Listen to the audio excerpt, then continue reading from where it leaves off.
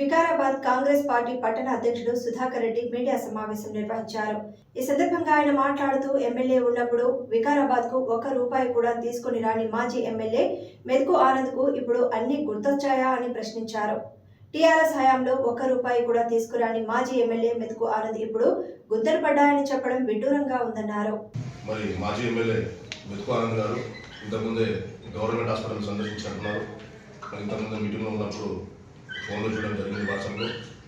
మరి వారు చెప్తా ఉన్నారు, సంవత్సరం అయిపోయింది, డబ్బులు మొత్తం కొనగలిగేలా మరి వికారాబాద్కి ఏం రావా, మరి అదేవిధంగా కేసీఆర్ టిప్లు ఇస్తలేరు, అవి ఇస్తలేరని చెప్తున్నాను. నేను మాజీ ఎమ్మెల్యే గారికి మెతుకానంద్ గారికి సూటిగా ధాటుగా ఒకటే చెప్పదలుచుకున్నాను. అయ్యా మాజీ ఎమ్మెల్యే గారు మెతుకు ఆనంద్ గారు 10 సంవత్సరాలు 9 సంవత్సరాలు 10 సంవత్సరాలు మరి టీఆర్ఎస్ ప్రభుత్వం ఉండే, మరి మీరు కూడా ఎమ్మెల్యే చేసారు. అంతకుముందు సంజయరావు గారు కూడా ఎమ్మెల్యే చేసారు. మరి అప్పుడు కూడా ఇంకా రోడ్డు గురించి పట్టించుకోలేదు, ఇక్కడ ప్రజల గురించి ఎక్కడ కూడా పట్టించుకోలేదు.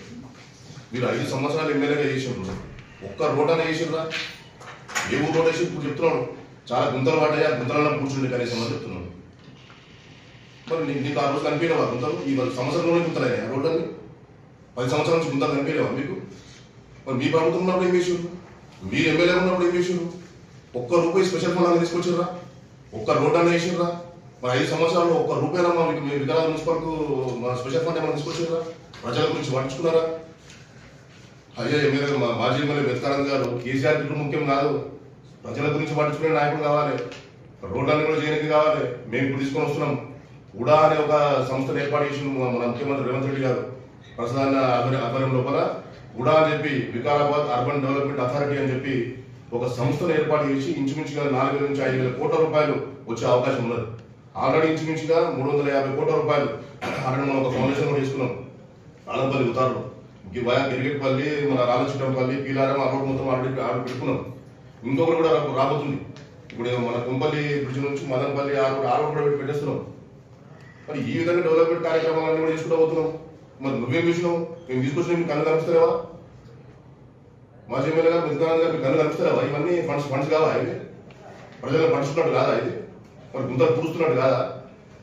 అరే బ్రిడ్జి మీద మీరు ఎమ్మెల్యేగా ఉన్నప్పుడు బ్రిడ్జి మీద పేద అందరం పడి ఉండే, మా కిషన్ నాయక్ అనేది తీసుకొచ్చి 2 టిప్పర్లు డస్ట్ స్టేషన్ దాంట్లో వెట్మింగ్ స్టేషన్ ఆయన కూర్చుండు.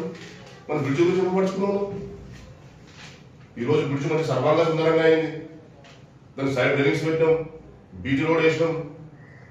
తెలంగాణ పబ్లిక్ తిరుగుతున్నారు కాబట్టి లైటింగ్ కనిపించే విధంగా వాళ్ళందరూ కూడా సెంటర్లో పెయింటింగ్ చేసినాం, రేడియం వేసినాం, స్పీడ్ బ్రేకర్లు కూడా పెట్టినాం. మరి ఈ విధంగా మేము వర్క్ చేసుకుంటూ పోతుంటే మీరంతా కూడా మీకు కళ్ళు కనిపిస్తలేదు ఎమ్మెల్యే గారు. మీరు ఏదో రాజకీయాలు చేయండి, మేము వస్తున్నాం, కానీ ఏదో మీకు విచిత్రంగా మాట్లాడడం కరెక్ట్ కాదు. ఇది పద్ధతి ప్రకారంగా మాట్లాడండి. మేము కరెక్ట్గా చేస్తే మేము అప్రిషియేట్ చేయండి, మేము సంతోషపడతాం. ఇవన్నీ ఫండ్స్ తీసుకొని వస్తున్నాం. మరి మీరైతే ఎప్పుడు కూడా ప్రజలను పట్టించుకోలే, ఏ ఒక్క రోడ్ వేయలే, ఏ ఒక్క గుంత కూర్చోలే, మరి దాని గురించి చెప్తలేదు. మరి ఇంకో విషయం కూడా చెప్తా ప్రజలందరికీ కూడా ఈరోజు ఈ పత్రికాముఖంగా, మీరు ఎమ్మెల్యేగా ఉన్నప్పుడు మీ ముఖ్యమంత్రి కల్వకుంట్ల చంద్రశేఖరరావు గారు కేసీఆర్ ముఖ్యమంత్రిగా ఉన్నప్పుడు మొత్తం తెలంగాణ రాష్ట్రాన్ని మొత్తం అప్పుల ఊపిలోకి పెట్టేసారు. 7 లక్షల కోట్ల రూపాయలు అప్పు చేసి పెట్టారు. వాటి మిత్తి కట్టడానికి మళ్ళీ అప్పు చేసిన పరిస్థితి ఏర్పడుతున్నది ఈరోజు. మరి ఇన్ని అప్పులలో కూడా ఈ విధంగా సంక్షేమ పథకాలు ఒకవైపు, ఇంకోవైపు అభివృద్ధిని కూడా ఈక్వల్ గా తీసుకొని పోతున్నటువంటి ఘనత ఈరోజు రేవంత్ రెడ్డి గారి, ముఖ్యమంత్రి రేవంత్ రెడ్డి గారికి, స్థానిక శాసనసభ్యులు గడ్డం ప్రసాద్ కుమార్ గారిది.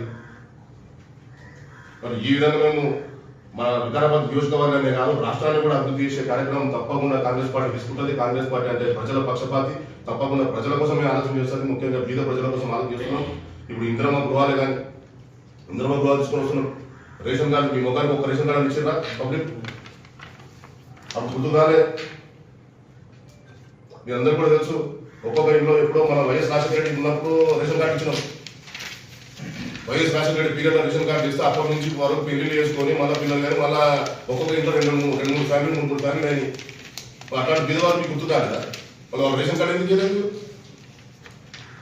మరి పెద్ద డబుల్ బెడ్రూమ్ కట్టిస్తామని చెప్పి మీ ముఖ్యమంత్రి పొంగనాలు పలికేయాలి.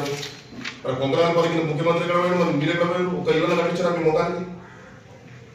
ఆ రాజకీయ పక్కన సీట్లు కట్టించి పెట్టేసారు, ప్రజాధనాన్ని మొత్తం వృధా చేసారు. ఒక్క డబ్బు పెట్టుకుని కట్టేయకపోతే ఈరోజు మేము వచ్చిన తర్వాత ఇంద్రమ్మ గృహాలు తీసుకుని వస్తున్నాం, రేషన్ కార్డు ఇస్తున్నాం, రైతు రుణమాఫీ కూడా చేసినాం, 78% చేసినాం. ఇంకా మిగతా రైతు రుణమాఫీ కూడా 100% చేస్తామని మా ముఖ్యమంత్రి గారు చెప్తున్నారు. మా ముఖ్యమంత్రి గారి మీద, మా పార్టీ మీద మాకైతే పూర్తి నమ్మకం ఉన్నది. తప్పకుండా 100% రైతు రుణమాఫీ కూడా చేస్తాం. ఈ విధంగా కార్యక్రమం తీసుకొని పోతున్నాము.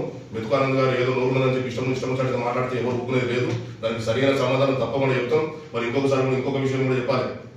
మొన్న టీఆర్ఎస్ భవన్లో కూడా ప్రెస్ మీట్ పెట్టారు. ఆయన చెప్తా ఉన్నాడు, ఆయన సీఎం రేవంత్ రెడ్డి గారి అన్న తిరుపతి రెడ్డి గారు వస్తే మన కలెక్టర్ గారు పోయి ఒంగి దండాలు పెట్టి ఆయన రిసీవ్ చేసుకుని వస్తున్నాడు. ఆయనకి ఏం పదవి ఉంది, కనీసం ఎమ్మెల్యే కూడా కాదు కదా, ఎట్లా అవుతుంది, ఎట్లా ఇస్తాడు, ఏం చేస్తాడని చెప్పి. ముఖ్యమంత్రి ఉన్నాడు, ముఖ్యమంత్రికి అన్న కాబట్టి గౌరవించవచ్చు, తను తప్పే ఉన్నది. ప్రతి ఒక్కదాన్ని వక్రీకరించుకుంటూ మాట్లాడడం, ప్రతి ఒక్కదాన్ని తీసుకుంటూ కూర్చుంటే ఎట్లా? మరి అదేవిధంగా మీరు ముఖ్యమంత్రి కలవకుండా చంద్రశేఖర్ రావు కేసీఆర్ ముఖ్యమంత్రి ఉన్నప్పుడు ఇదే సిద్దిపేట కలెక్టర్ గారు కాలు ముగ్గులు అన్ని వీడియోలు వచ్చింది, అన్ని టీవీలలో వచ్చింది. మరి ఒక కలెక్టర్ గారు ముఖ్యమంత్రి కాలు మొక్కొచ్చా?